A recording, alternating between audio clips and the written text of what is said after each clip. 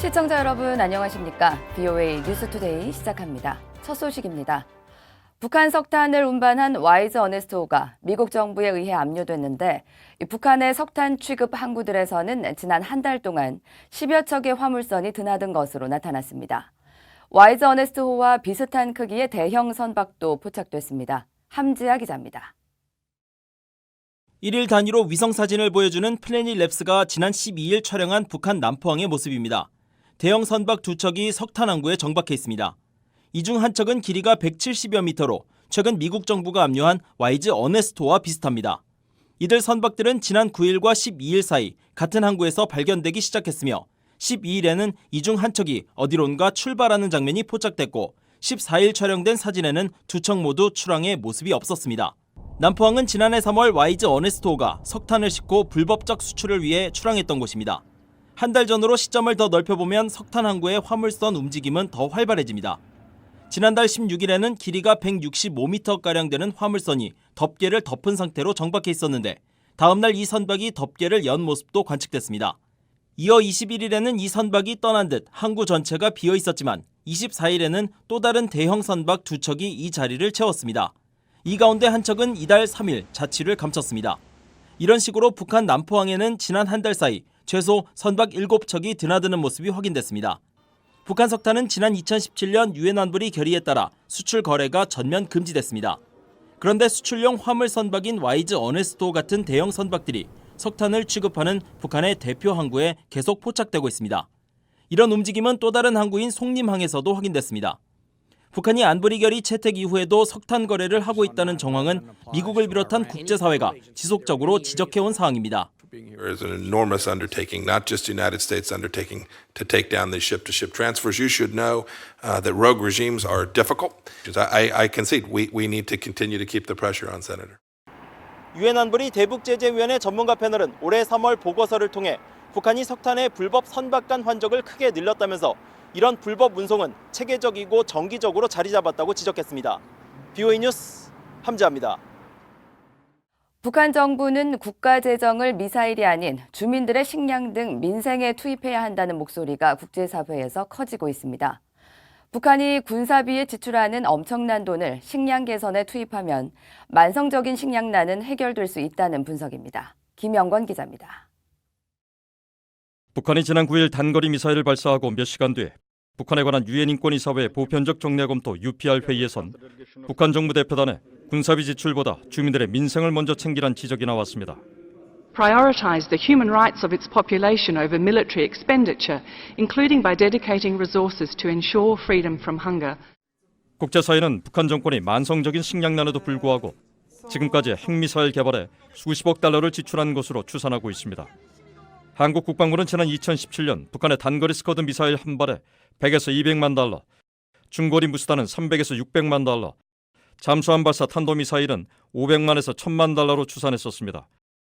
김정은 정권 출범 이후에만 미사일 발사 80회 이상, 발사체까지 더하면 200여 차례에 달하기 때문에 최소 10억에서 30억 달러를 핵미사일 개발에 썼을 것으로 추산됩니다. 중국의 옥수수 시세가 톤당 1,812원, 263달러임을 감안하면 북한이 9일에 발사한 미사일 한 발이면 옥수수 19,000톤을 살 수 있습니다.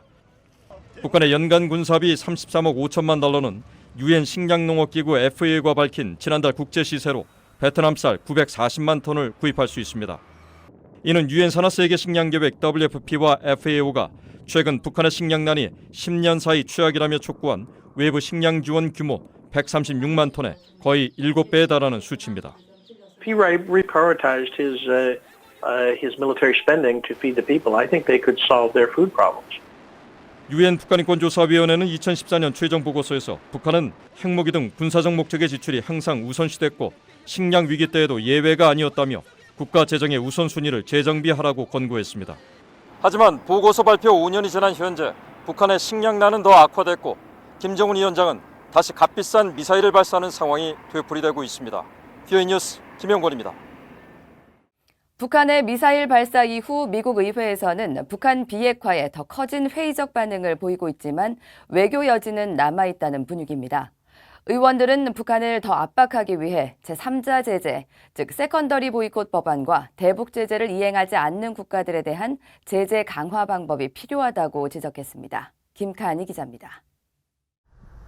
하노이 정상회담 합의 결렬 이후 대북 금융제재 법안 브링크 액트를 재상정한 패투미 공화당 상원의원은 최근 미사일 발사를 통해 북한은 다시 한번 약속을 지키지 않고 있다는 것을 보여줬다고 지적했습니다. 그러면서 북한의 경제적 압박을 가하기 위해 북한과 거래하는 제3국 금융기관 등에 대한 제재, 즉 세컨더리 보이콧을 의무화하는 법안을 통과시켜야 한다고 주장했습니다. I think there's a long history of North Koreans making promises that they don't keep and playing for time and delaying. All of this to me points to the need to put maximum economic pressure. 투미 의원은 그러면서 북한과의 외교를 지속해야 하지만 북한은 여전히 공격적인 핵 야망을 갖고 있다고 지적했습니다. 상원 외교위원회 민주당 간사인 밥 메넨데즈 상원의원은 트럼프 대통령이 2번의 미북 정상회담을 벌여 북한의 국제사회 위상만 높였다고 지적했습니다. 따라서 미국은 중국과 러시아를 압박해 느슨해진 대북 제재 이행을 강화시켜야 한다고 밝혔습니다.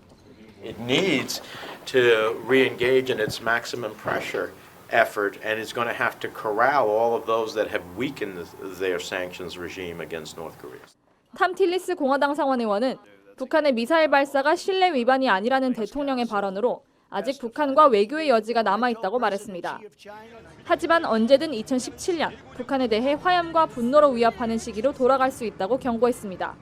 I believe that the current posture of the United States or the president is that there is, and we should go down that path if we can. We can always return to the state that we were in beforehand. 틸리스 의원은 그러나 자신을 포함한 많은 의원들은 미사일을 발사한 북한이 앞으로 비핵화를 위한 어떤 선의의 행동을 보일지 의심스럽게 보고 있다고 지적했습니다. VOA 뉴스 김칸입니다. 도널드 트럼프 대통령이 다음 달 하순 한국을 방문해 문재인 대통령을 만납니다. 백악관은 15일 성명을 통해 도널드 트럼프 대통령이 6월 하순 일본에서 개최되는 G20 정상회의를 계기로 한국을 방문해 문재인 대통령을 만난다고 밝혔습니다. 백악관은 또 두 정상은 북한의 최종적이고 완전하게 검증된 비핵화, 즉 FFVD를 달성하기 위해 긴밀한 공조를 이어나갈 것이며 미한 동맹과 두 나라 국민들의 우정을 강화하는 방안도 논의할 것이라고 밝혔습니다. 미국이 몰수한 북한 화물선 와이즈 어네스트호의 처리 기금은 법무부에 귀속돼 추가 민사 몰수 집행이나 희생자 지원 예산으로 활용될 수 있다고 미국의 비확산 방지 전문가가 전망했습니다. 미 국방부와 법무부에서 제재 회피와 대량 살상무기 확산에 대한 수사와 작전에 관여했던 에런 아놀드 하버드 대학교 벨퍼센터 연구원은 14일 VOA와의 전화 인터뷰에서 이번 선박 몰수에 대해 치외법권적 조치를 더욱 적극적으로 활용할 것이라는 미국 정부의 의지라고 분석하며 이같이 전망했습니다. 아놀드 연구원은 특히 미국 정부가 북한 선박을 몰수한 법적 근거는 특정 불법 활동이라면서 이번 경우 미국의 자금세탁법에 근거해 북한 선박은 민사 몰수 대상이 됐다면서 이 같은 민사 몰수 소송은 더 늘어날 것이라고 말했습니다. 한국과 북한이 통일을 할 경우 초기 비용은 한국의 총 생산량에 맞먹을 것이며 이를 위해 일본 자본의 도움이 반드시 필요하다고 전문가들이 분석했습니다. 경제학자인 마커스 놀런드 박사는 15일 한반도 통일과 미한 협력을 주제로 카네기 국제평화기금에서 열린 토론회에서 한국이 통일 후 북한을 안정화하려면 당장 산출 가능한 비용만 해도 1조 달러 정도가 필요할 것이라고 말했습니다. 또 이는 한국 경제 1년 총생산과 비슷한 규모라며 한국 정부가 그 비용을 마련한다면 지금부터 극도로 보수적인 재무정책을 펼쳐야 한다고 밝혔습니다. 길버트 로즈먼 프리스턴대 명예교수는 통일 후 안정화 과정에서 일본 자본의 도움은 필수적이라며 한국 정부가 일본을 배제하고 성공적인 통일을 이루기는 어렵다고 지적했습니다. 중국에서 지난달 체포된 뒤 랴오닝성의 한 구금시설에 갇혀 있는 것으로 알려진 탈북민 7명 중 1명인 18살 김모 군의 아버지는 아들과 탈북민의 구명을 위해 국제사회가 적극 나서달라고 호소했습니다. 김모 군의 아버지는 14일 VOA와의 통화에서 한국 외교부가 나서서 도와주기를 믿고 기다렸는데 전화를 하면 기다리라는 답변만 받아 이들의 북송 가능성이 커지고 있는 것 같다며 국제사회에 직접 호소하기로 했다고 말했습니다. 김모군의 아버지는 또 아들이 북한으로 송환되면 정치범 수용소로 끌려가거나 총살당할 수 있다면서 지푸라기라도 잡는 심정으로 호소한다고 전했습니다. 이상으로 VOA 뉴스투데이를 마칩니다. 함께해 주신 여러분 고맙습니다.